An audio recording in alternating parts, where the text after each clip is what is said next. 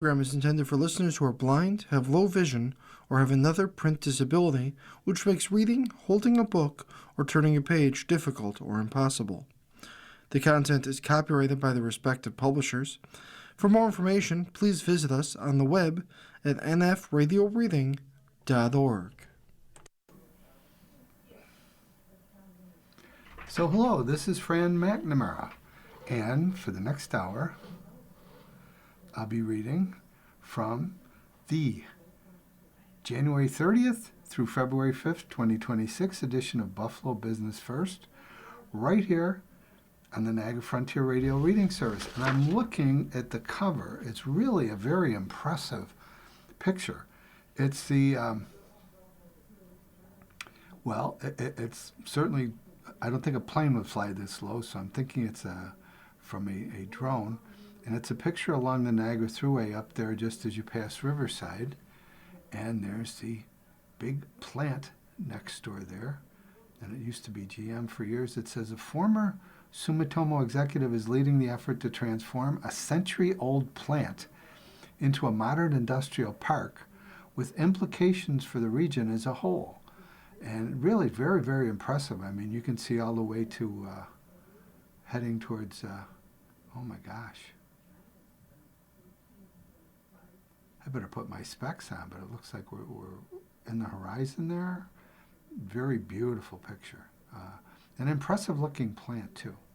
And of course there's River Road there heading up towards the Grand Island area and the Tonawondas. So that's the cover picture. I wish I could describe it better. I'm just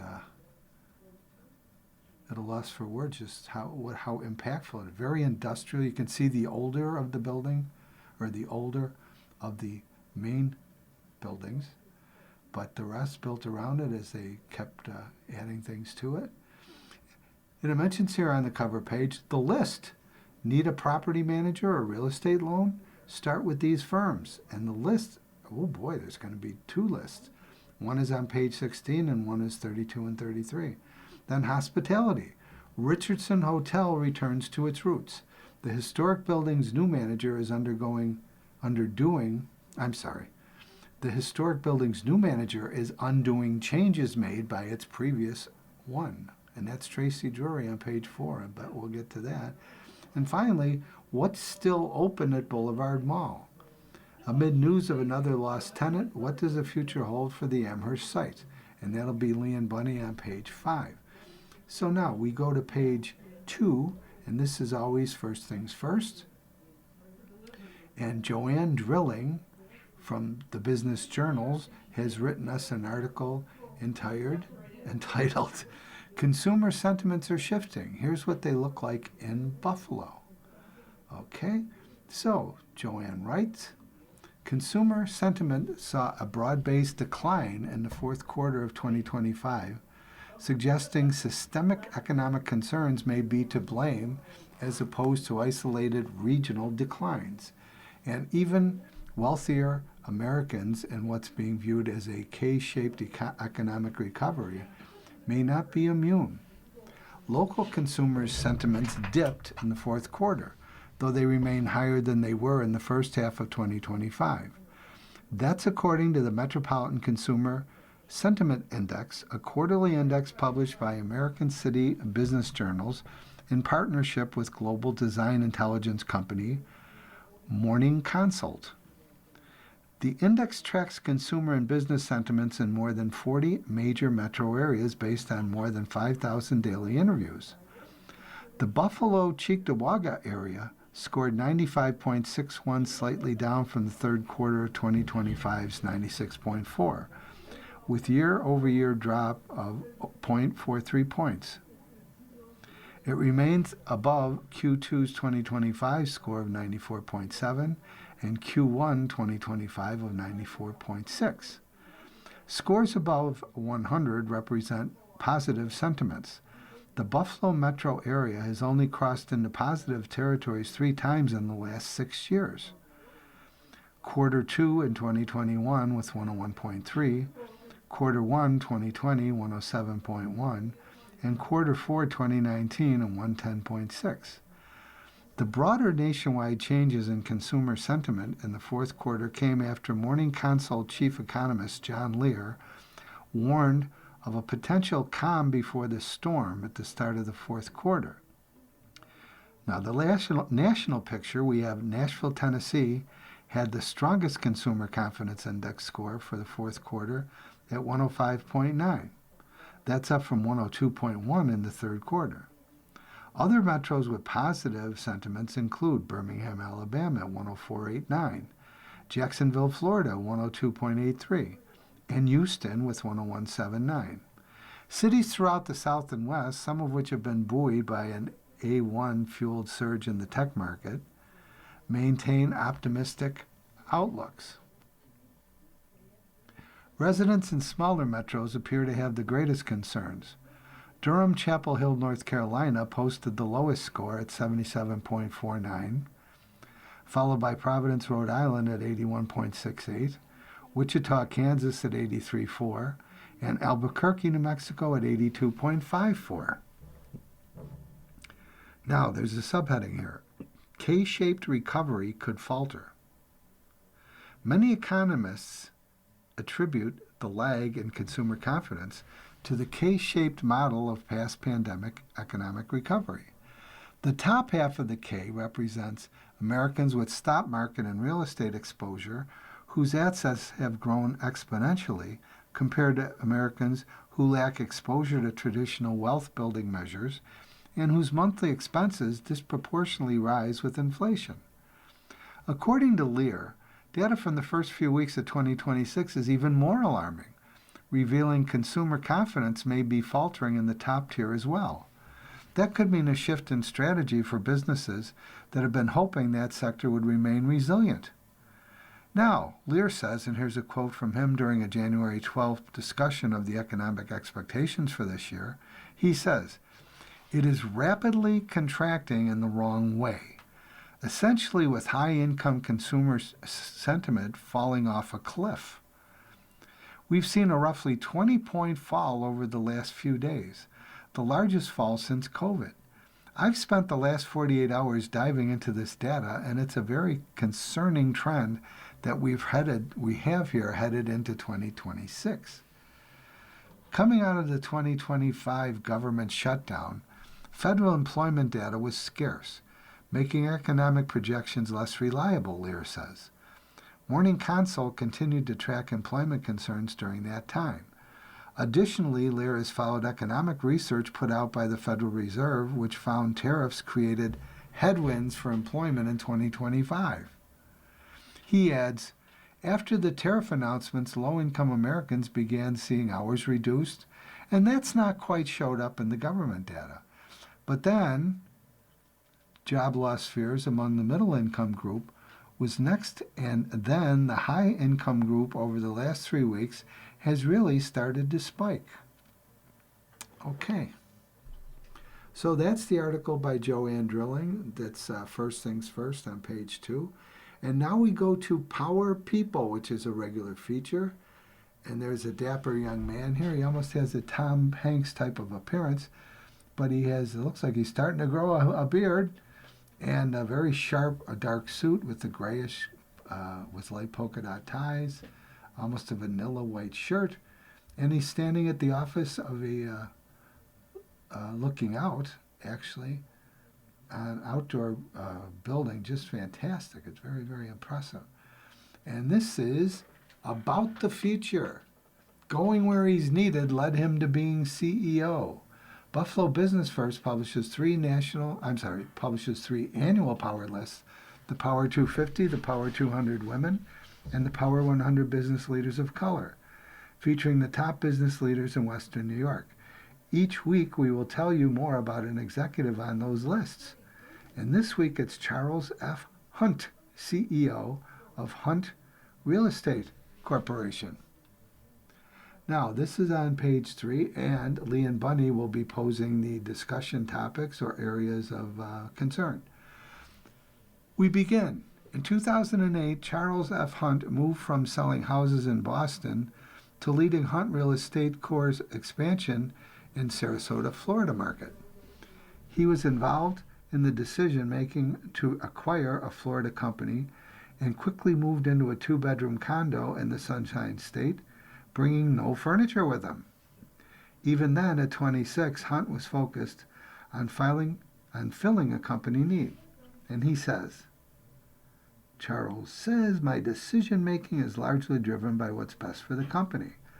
I always fill a lot of roles that are next need-based, a new opportunity that needed support in some way, shape, or form.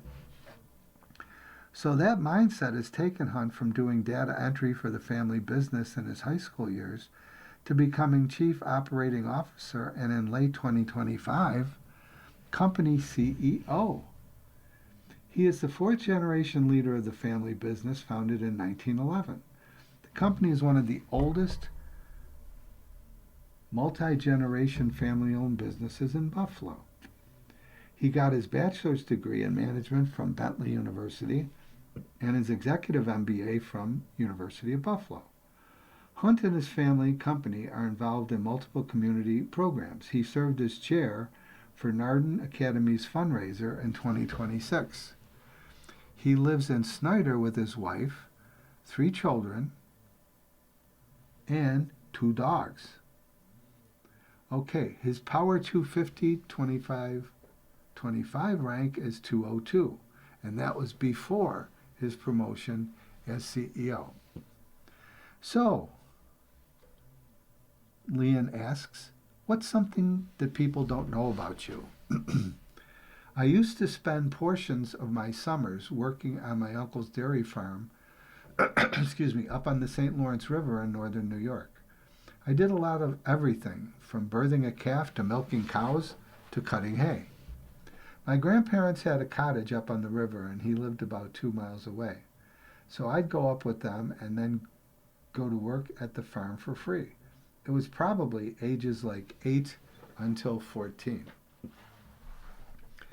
So, Charles, describe yourself as a boss. Well, one of the things that I look for in people that I hire is their ability to problem solve. I like to let people that work here or with me solve the problem first before I have to get involved. Unless they want me to be involved, in which case I'm happy to be as involved as they would like me to be. I am not a micromanager, which is why I look to hire people that also can self-motivate themselves, be creative on their own, while I still try to provide high-level guidance, strategy, and ideas. So, she asks, what's your favorite thing to do in Buffalo? Well, you can do almost anything within an hour. Golf, ski, we can literally do anything. When I have free time that I get occasionally, I fill it with golf, stuff with the kids, and in the winter, skiing. So what motivates you? Well, it's what's best for the company. Ultimately, we have the responsibility here that around 2,000 families rely on Hunt as a place to be able to earn a living. That's something that I think about daily. That's a motivator and a responsibility. And Leon, as her final question, she says, so, what was your favorite subject in high school? And Charles responds, hockey. I played a bunch of positions, center, right wing. From age 3 until I graduated high school, I played on an organized basis. Well, how interesting. So there you have it, the new CEO of Hunt Real Estate Corporation. And that is the end of page 3. And I want to give you a quick reminder. You're listening to a reading of articles and features from Buffalo Business First on the Niagara Frontier Radio Reading Service. So, page 4 we have here on the topic of hotels and hospitality. We have 3 items here from Tracy Drury. The first says Niagara Falls. Work begins on a $16 million luxury music hotel. Work has officially begun on a music-themed hotel project in Niagara Falls. Demolition is underway at the vacant 80-room Howard Johnson at 472 Main Street in the city of Niagara Falls, where Live USA is working on a $16 million conversion of the former Howard Johnson site to a luxury hotel. The company is to demolish the old pool area to make way for an addition that will house a restaurant bar and become the hotel's new entrance, according to Daniel Teague, Director for Development. Plans for a 78-room hotel under the Marriott brand with a rooftop bar and a celebrity-inspired restaurant were outlined January 14th to the Niagara County Industrial Development Agency. Announced in 2024, original plans called for an immersive design with rock star and genre-specific themed suites with ultra-sized beds, recording equipment, a fireplace, and a whirlpool tub. That's been scaled back a bit, but plans still include a celebrity-inspired restaurant, performance space, and a 6th-floor rooftop patio, Teague says. Okay, well, $16 million luxury music hotel going up in the city of Niagara Falls. Okay, next we have one of these. I call them the mystery items. That's my word, not Buffalo Business First. And this says big number. And the big number is $1 million. Well, in today's society, that could be almost 1 million things, if not more. So, big number, 1 million. Kind of like a tease here. Well, it's the cost of a coming upgrade at Hart House Hotel in Medina. The Shirt Factory restaurant will be renovated and a year-round winter garden venue with a retractable glass roof will be added. So that's some $1 million upgrades at the Hart House Hotel in Medina. Next, we have what we mentioned there on the cover story, new management. Return to roots is ahead for Richardson Hotel. And there's a picture of the hotel, which is certainly well more than 100 years old. And it has a, I'll call it a carport. It's not really a carport. It's a porte cochere. And it will be removed from the Richardson Hotel at 444 Forest Avenue in Buffalo. So they're going to restore the front, at least in appearances, to the original Richardson Hotel, which of course wasn't a hotel. It says the outdoor terrace patio will be restored. The hotel bar has already reopened. And there's a picture of James Burke, a smiling gentleman, general manager for the Richardson Hotel on behalf of Hotel Equities and Greenwood Hospitality. So let's see what else they have in store. New management at the Richardson Hotel is planning a series of changes this year, including the upcoming February removal of a covered entrance installed outside the historic site without proper approvals from preservation officials. Okay, it looks to me like it's made of girders. It's cemented into the ground. Almost looks like a plexiglass roof. I don't think it is, though, but some type of a roof on it. But again, I said it looks like a large carport. So that's going to be coming down. Okay. Douglas Development, which gave up management of the Richardson Olmsted Campus Hotel in the summer of 2025, installed the porte cochere entrance and a wine cellar and hanging sculptures in the 4th floor banquet room. They will all be removed. Removing the covered entrance will allow the return of an outdoor terrace on the 3rd floor. The whole meal structure, this is a quote from Mr. Burke. That whole metal structure that you saw coming in goes away. And we're going to put back the glass walls so this patio will be usable space again, says James Burke. And he joined the hotel in November as general manager, working for Hotel Equities and Greenwood Hospitality, a Colorado-based hospitality company which began a 5-year management contract for the property in August of last year. Burke's goal is to elevate guest experience while respecting its historic elements. His experience includes 7 years as Director of Operations, Revenue, and Expense with Rosewood Hotels, where he managed a $20 million portfolio. The 88-room Richardson Hotel operates from 444 Forest Avenue on the 40-acre campus in an 1880 building that originally housed the Buffalo State Asylum. It reopened as Hotel Henry in 2017 under Invest, that's INN, Invest Lodging Services. Since Greenwood Hospitality took over, the hotel bar has reopened with a pub-style menu. The hotel is bringing back cafe service with local partners, according to Mr. Burke. The hotel is partnering with Salvatore's for catering and banquet services, with plans to bring those in-house in 2027. Plans also call for adding public events, including a Mother's Day brunch in 2027. He's also working to capitalize on events like the fall and winter outdoor holiday markets. Paul Hojnacki, board chairman of the Richardson Center Corporation, said the hotel and special events brought more than 10,000 guests to the campus in 2025. So that's a number he hopes to surpass in 2026. And he adds, this is a quote, "These aren't the best months for a hotel in the city of Buffalo, obviously, and we knew going in this was going to be a challenge, period. But we're happy.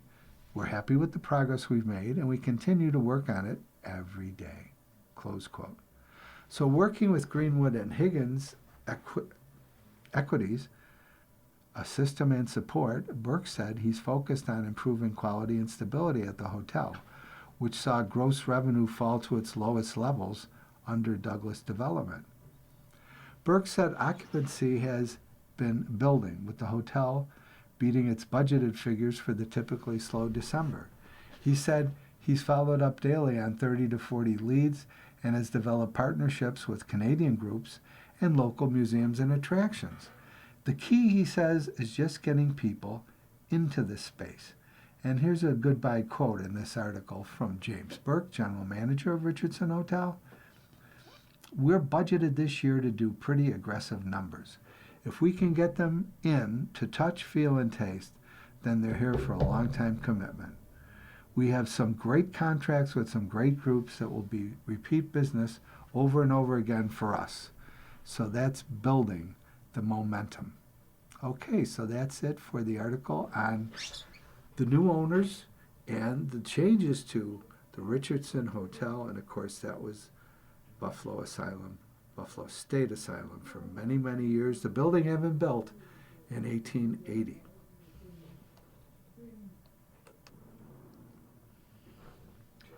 So next, on this, well, not this page, but the next page, which would be 5 if I'm counting right, and I sure was, we have Leanne Bunny, The Business of Retail, and she has one of those mystery items, as I call them, and then another full, very interesting topic article. So let's go to the mystery item first. Quotable. "The genuine networking you can find in Buffalo is unlike other cities that I have worked in. That sense of support and camaraderie feels very Buffalonian." Wow, okay, who said this? Kayla Gajewski, Wildroot Floral founder, on launching a company in Buffalo. And what did she say again? "The genuine networking you can find in Buffalo is unlike other cities that I have worked in. That sense of support and camaraderie feels very Buffalonian." Okay. Now, I mentioned there was a very interesting topic for the article that Leanne has written here for us, and it's Amherst. Many questions surrounding Boulevard Mall redevelopment. Okay. And there's a subheading, Douglas Jamal's portion of the property to be sold to Benderson. And then there's a picture of the inside of the mall, and there are some customers there. It says, "The Boulevard Mall sits largely vacant as it awaits redevelopment." Okay. It's been over 1.5 years since most of the Boulevard Mall tenants had to close as the property awaited redevelopment. Since that time, much has changed from the property owners to the plan for the site. So here's a look at which retailers are still open at the Amherst Mall and some that have closed there over the last few years. Okay, first it says, Macy's for now, but the retailer is closing 14 stores this year, including the Amherst location, after 66 closures in 2025. JCPenney, too, remains open and has no plans to close at the mall. This from a spokesperson for the brand told Business First. Also still in business are the Screening Room, Dick's Sporting Goods, Men's Warehouse, and Taste of China. Out-parcel tenants include Chili's, M&T Bank, Gabe's, Premier Car Care, Firestone Complete Auto Care, and they all remain open. Okay, which stores have left?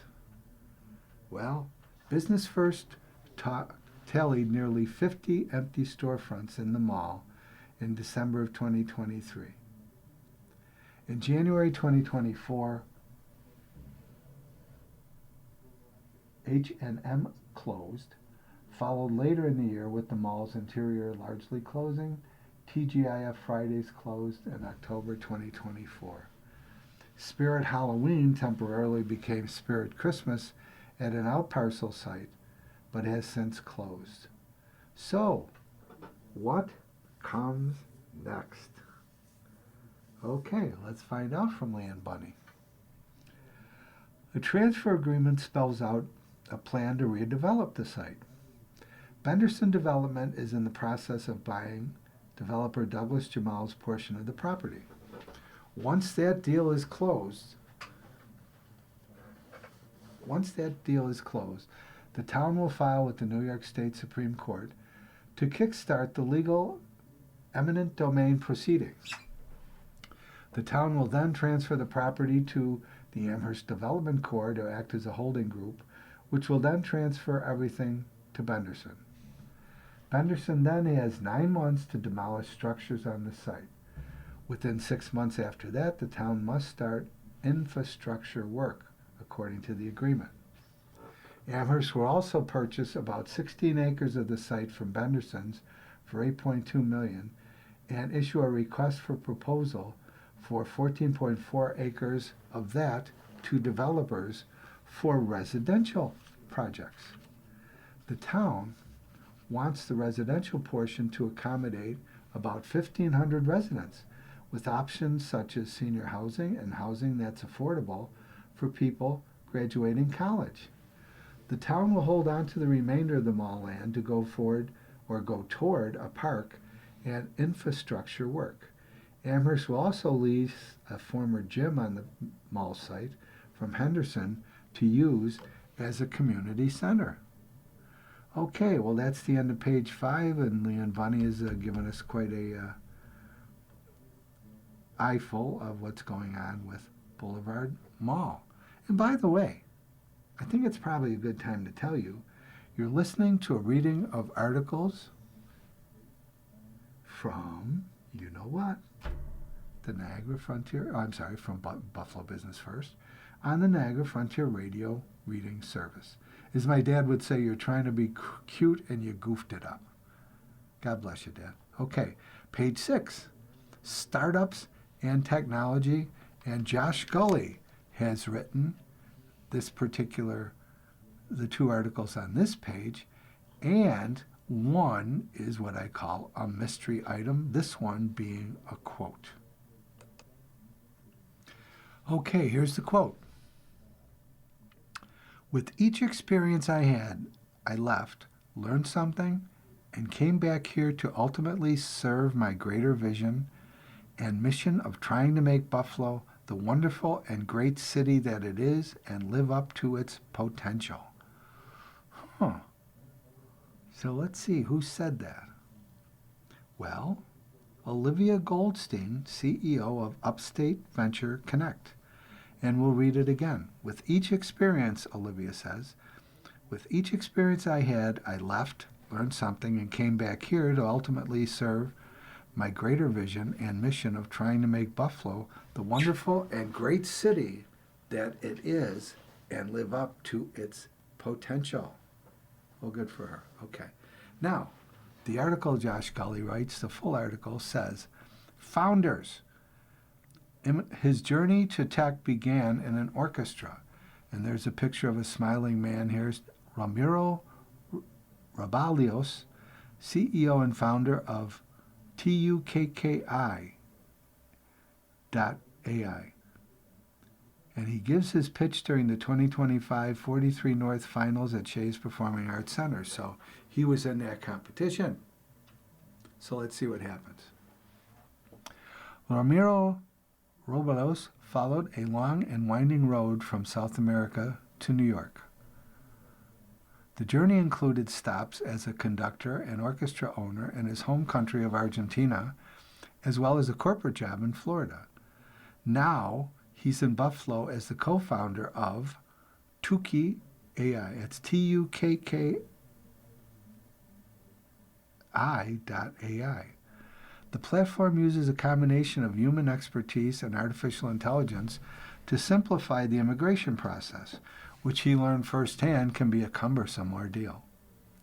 Robalos would have never discovered his passion for entrepreneurship were it not for his first love, music.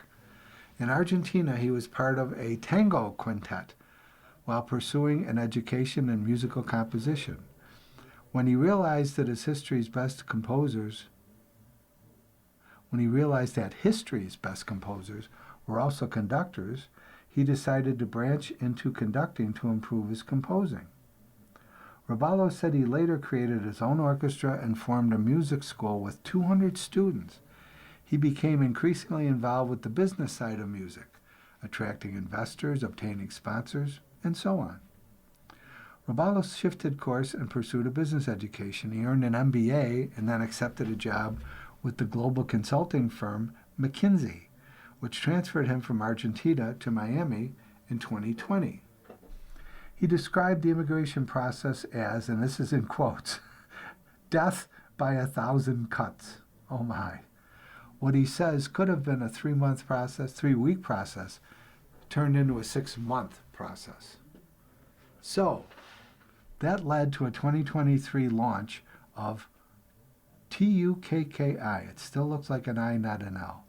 A name inspired by the Finnish word meaning support. The company centralizes the immigration process, allowing customers to chat with attorneys across all necessary documentation assets. Okay, we'll start over. The company centralizes the immigration process, allowing customers to chat with attorneys, access all necessary documentation, and more. It does use AI, but everything is seen by a paralegal and attorney as well as the client. Tukki has already raised about $2 million. That includes the $1 million investment it won at October's 43 North Finals in exchange for 5% equity and relocation to Buffalo. In 2025, he said, they earned $1 million in revenue, tripling 2024's numbers. The company employs about 30 people, including 4 in the U.S. and about 23 in Argentina. Okay, so that's the end of page 6. Okay, page 7 is a full-page ad.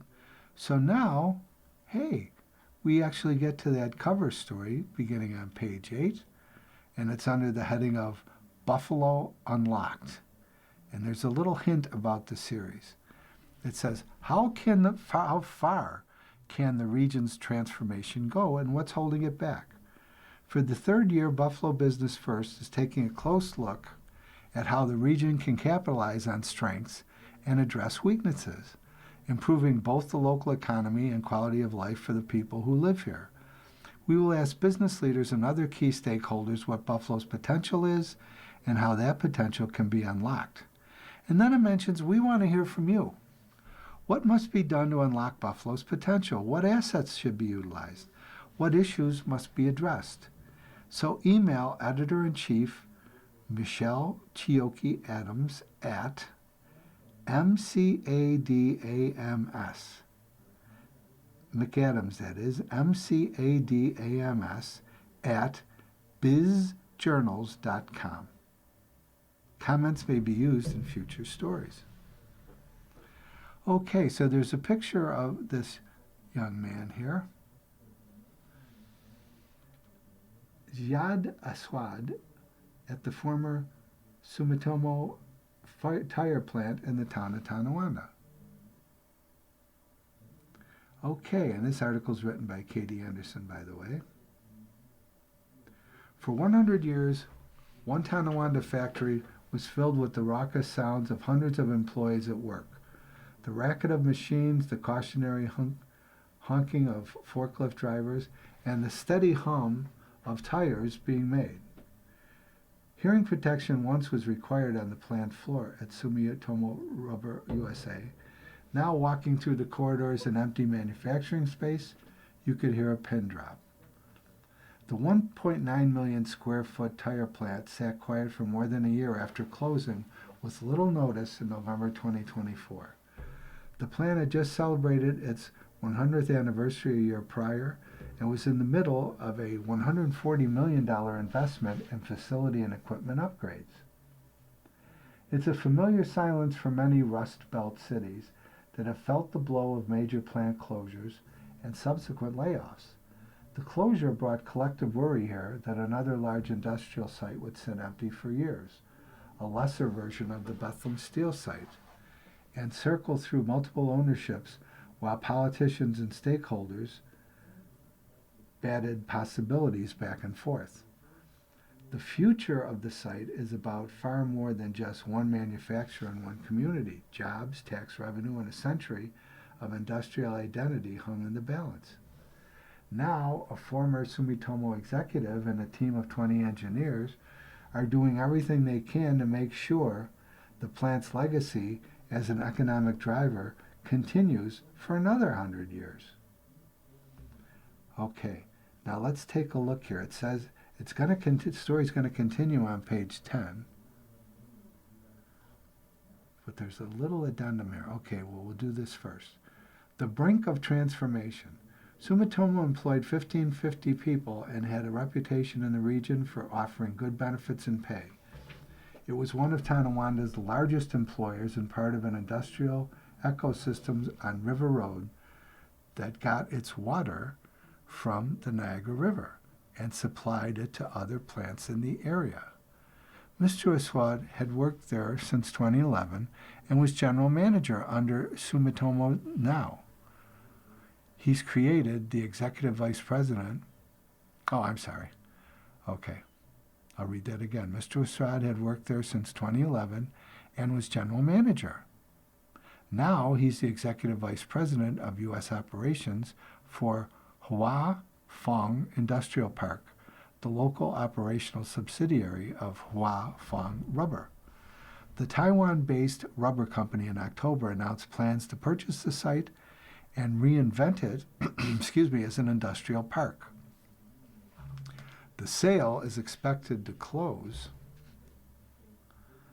quite soon. With Sumitomo, Aswad oversaw the engineering and maintenance team that worked on the expansion efforts throughout the pandemic. And he adds, Sumitomo was in the final stages of completing the expansion, then the plant closed. They really tried, and for multiple reasons, they just couldn't make it work, close quote. The plant had been losing money for 15 years, according to management from the plant's Japan-based parent company, Sumitomo. All the momentum and investment came to a screeching halt. After the plant closed, Aswad was in charge of wrapping things up there. He had a lot of work to do, but no job once it was done. He had every reason to walk away and look for something else. But he knew the plant, its potential, and that it could be an asset for another company. As he says, Sumitomo wanted to sell this plant to someone who would continue manufacturing here. So that's how he got connected with HFR. He was a liaison to answer any questions about the plant.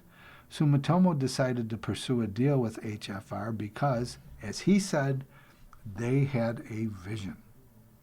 As they got closer to a deal, HFR asked Assad to join the company and run the Haiphong Industrial Park.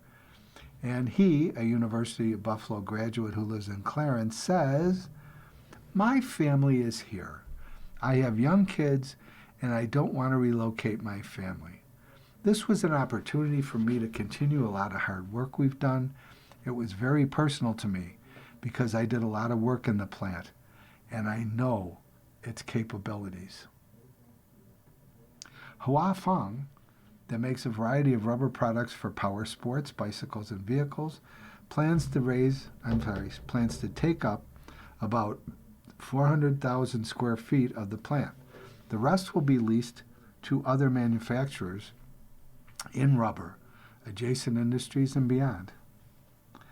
Haiphong has said it intends to create 100 to 250 jobs at the plant, then grow that numbers as it signs on tenants. And Assad adds, "There's no one big manufacturer that can take 1.5 million square feet and utilize it effectively. It's big enough to house multiple manufacturers with multiple capabilities for their own expansions. Our tenants we can accommodate in stages when they're ready to expand." Assad said he isn't looking for companies that only need space for a year or two. They want longer-term commitments of 5 to 20 years. He said the park is already in conversations with two potential tenants, but he chose not to name them as of yet. The industrial park will provide more than multi-generational space. A team of engineers will also provide services for manufacturers coming in. This will be especially helpful for companies like Haiphong, who don't yet have their operations in the United States. A promising future. Okay, there might never be as many jobs at the site as Sumitomo once had, but Town of Tonawanda supervisor Joe Eminger said the progress with Haiphong could be a best-case scenario. And he says, "We knew it was going to be a challenge because of the size of it. It's the best scenario we could have hoped for within 12 months of it closing. And it looks like we're getting off on the right foot with Haiphong." Now, Eminger was on the Sumitomo Rubber Plant Closure Task Force, created by Erie County Executive Mark Poloncarz a few months after the plant closed. He said the task force didn't have much say in what happened with the site since Sumitomo owned it. Now, here's another quote from Eminger. "The psychological impact when it shut down was more of a concern than the financial, to be honest. Bethlehem Steel was vacant 40 years before anything was done with it. Sumitomo assured us that they were going to do the right thing. They weren't going to just do a wholesale of their equipment and leave the place in disarray." At the time of Sumitomo's closure, the town was in the middle of an eminent domain case to take over the nearby Huntley Power Plant, which closed in 2016. Eminger expects that process to be completed soon, allowing the town to move forward with its raw water industrial project to improve water delivery in the area. Sumitomo is part of that project, which includes 2 new pump houses along the river. Haiphong has said the company wants to continue to participate, according to what Eminger says. While it remains to be seen whether Haiphong's plan for an industrial park will succeed, industrial sites can have several advantages for redevelopment, according to John Copolino, President and CEO of Erie County Industrial Development Agency. The site's location is one of them, with access to a nearby labor market and infrastructure like water, electricity, and rail. Public perception of redeveloping industrial sales also has changed since the early 1980s, when Bethlehem Steel closed. At the height of its success around the mid-1960s, Bethlehem Steel employed more than 20,000 people at the 1,300-acre site in Lackawanna, making it significantly larger than Sumitomo's economic or physical footprint. After it was shuttered, the site sat empty for decades and required years of remediation work before companies started to rebuild. Now, Capolino adds, and this is a quote, "There have been multiple ownership changes at that site, which is part of the legacy. There was a significant amount of ground and soil remediation that had to be achieved at the site, and that's unique and a different challenge than some of the other sites in the region. Parts of that property are still going under soil remediation today." Close quote. But now development and jobs have returned. For example, the ECIDA's Renaissance Commerce Park, which consists of 240 acres of the former Bethlehem Steel site, provided shovel-ready sites for businesses like KPM Exceptional and Agroplastics, which recently moved in. Other companies like Sucrose Sourcing even repurposed former Bethlehem Steel structures for use as a sugar refinery and warehousing. And Capolino adds, "The lessons learned are, because of the sheer infrastructure and size, we can't afford to just say, something will happen with the site. We have to be active in planning and trying to find resources to go get that site ready for redevelopments. Once you get through those steps and you put in the infrastructure and get the site ready to go, there's a market for them." Close quote. Another significant change is the evolution of the state's brownfield cleanup program, which has been in place since 2003 and provides incentives for redevelopment. Capolino said policy, financial tools, and community support go a long way. And he adds this quote, "We are well positioned now to address large industrial sites and have the resources put together in getting it done. I think there's an awareness in the market and now that, yes, you can build a new facility on an old steel plant and be successful. The marketplace knows it's a proven thing now. The plant reinvented. With Huafong only taking up about 20% of the plant, there's plenty of space to lease on the Tonawanda campus." Assad adds, "The plant is in good condition, but it's a lot to maintain. The site is made up of many buildings with different heights, ages, strengths, and values." And he adds, "It's not very manufacturing friendly from a flow standpoint for a single tenant. It's many different buildings, and that was a negative thing for any one operation to work in. But it's a very positive thing when you're trying to segregate and lure different tenants." Close quote. He said that about 500,000 square feet of space is very specific to the tire industry and would require some investment to repurpose. The rest can be used for rubber adjacent or other industries thanks to recent HVAC investments. Some of the buildings are new and could even be repurposed for the semiconductor industry. Those spaces would be reserved for potential tenants that meet specific qualifications. And Aswad says this quote, "We have a couple buildings, one of them is 55,000 square feet, that fit the criteria, but they may need some adjustments, like full insulation from the rest of the plant, full isolation from the rest of the plant.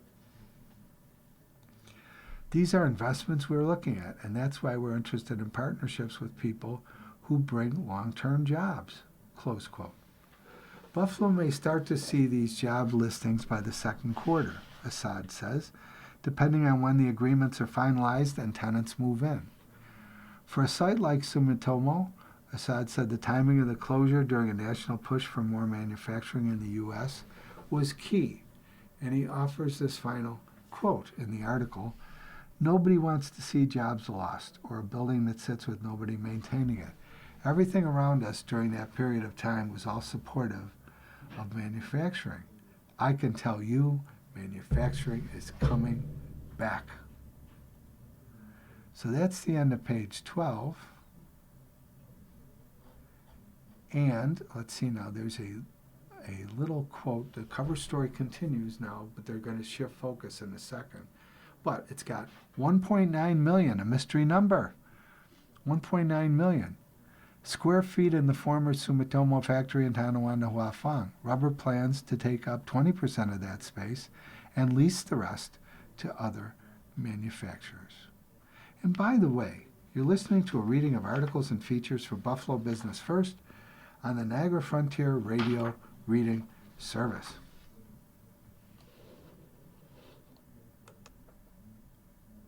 Okay, now accompanying this article are 5 quotes. Voices of Impact. Impact, I should say the T. Voices of Impact, and business leaders weigh in on Buffalo Niagara's potential and what needs to change through mindset or action to make it a place where people want to live, work, and play. So here are the 5 quotes, and I'll definitely have time to read them. The first is from Tom Kujarski, President and CEO of Invest Buffalo Niagara. And he says, when sites are repositioned to meet today's manufacturing and logistic needs, they become catalysts for long-term job creation and regional competitiveness. Well said, Tom. Okay, the next one is Ann McCaffrey, who's the CEO of People Incorporated. And she says, on the employment side, the more we can attract industry and corporations to be in Western New York, the better. It's all about employment. Recruitment and retention are our main priority every day. Okay, thank you, Ann.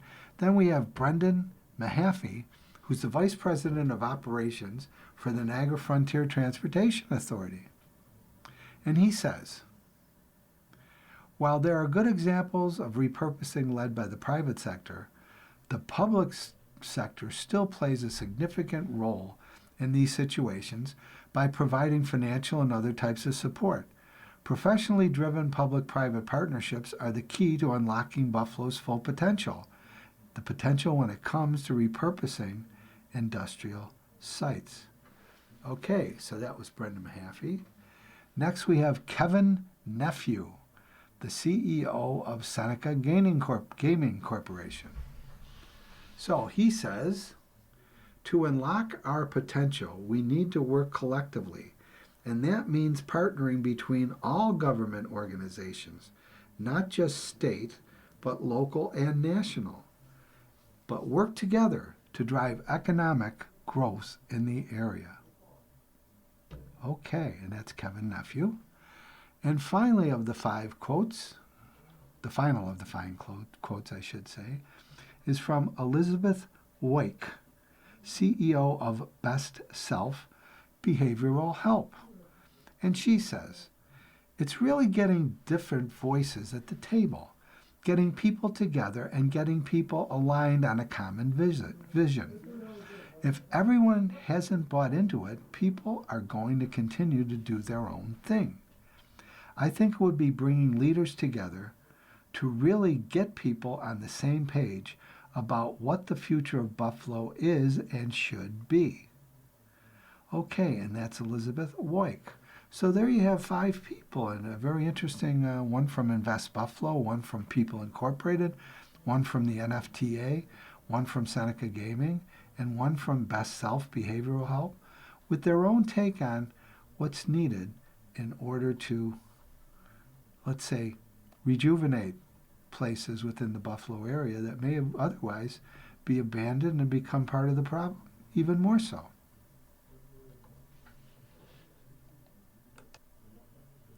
Okay, so I'm sorry, in the time remaining, I'm not going to be able to read any more of the articles here. We left off on page, let's see now, the number of this is page 14, page 15 is a full page ad. So page 16 begins one of those many, for me, enjoyable lists from Hassan Green, but we won't be able to get to that. But I wanted to remind you before I bid you a fond adieu that you may be able to, I shouldn't say you may be able to do, you should be able to call 716-821-5555 if you'd like to hear some more articles from this. But there's another thing that's even better yet, is if you could go on your browser to, let's see now, the letters are obviously NFRRS. Just type that in, and it will take you to our website. And you'll be able to go on there, and it's really a wealth of past articles and information. There's also the broadcast schedule for each day, and a list of the ones that are, I'll refer to it as the NFRRS library. And you know, it'll be a good way to tap into things, especially when we're here in these cold times and we're homebound. Go to our website. Again, put in your browser NFRRS. And of course, you have to enter it. And then you will be taken to our website. And again, it's like, if I may say so, and I'm a tad biased, it's a veritable cornucopia of information and articles. And you should really avail yourself of those. I think you'll enjoy, even the ones in the past. And you'll find out that there's books, poetry, nonfiction, fiction, of course, short story collections, whatever suits your fancy. And, I'll bet, if I'm not mistaken, you'll find mysteries and some Westerns.